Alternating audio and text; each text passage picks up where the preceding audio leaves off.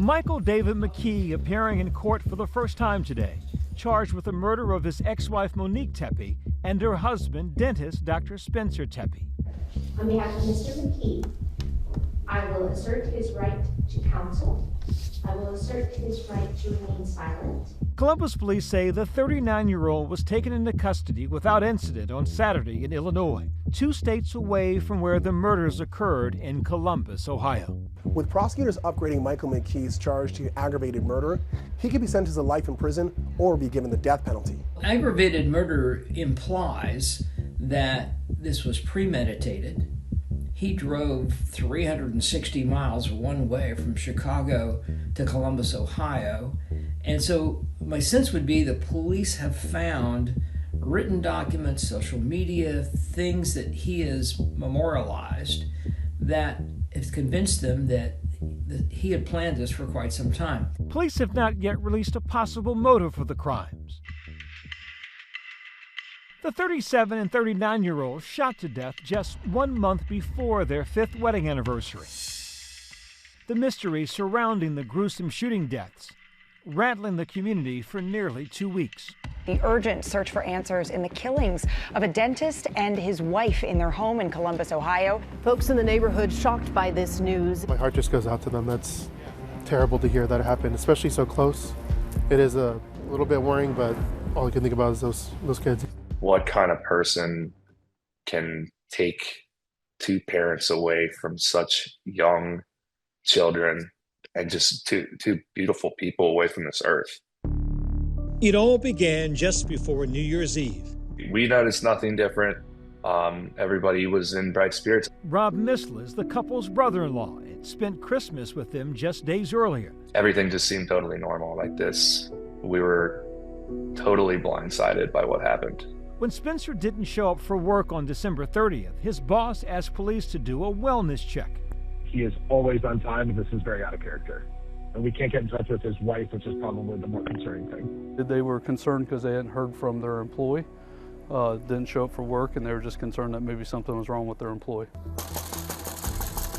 Recently released body cam shows a Columbus police officer had gone to a different address than the Tepes, responding to that 911 call about a wellness check around 9:15 a.m. He spent about 10 minutes doing what he thought was appropriate, had it been the right house, knocking on the door, going around to the backyard, doing all the things that you would do in an effort to try to reach out to the family or to anyone that may have been in that home.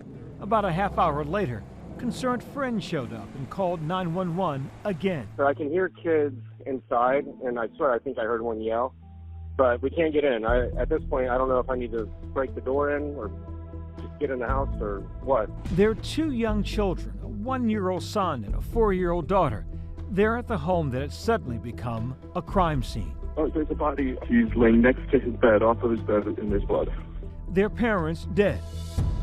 Spencer had been shot multiple times. Monique was found with at least 1 gunshot wound to the chest. The kids and the family dog unharmed.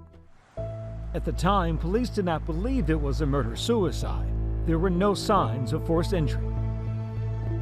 Police then releasing this eerie video, asking the public for tips about this person of interest walking in the alley near the Tepe's residence. According to the complaint obtained by ABC Columbus affiliate WSYX, detectives eventually identified McKee, a surgeon, as a suspect through neighborhood surveillance.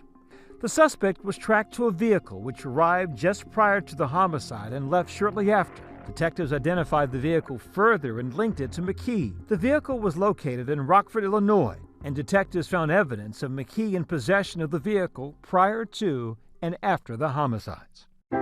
Spencer and Monique had been a beloved part of the community. Bright, warm, welcoming, constantly smiling, just joyous. They love to laugh. They love to be goofy. I now pronounce you husband and wife.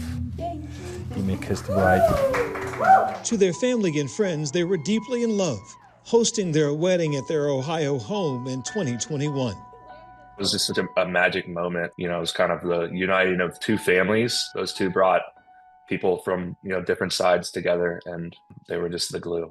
According to court documents obtained by Columbus ABC affiliate WSYX, Monique and McKee were married on August 22, 2015.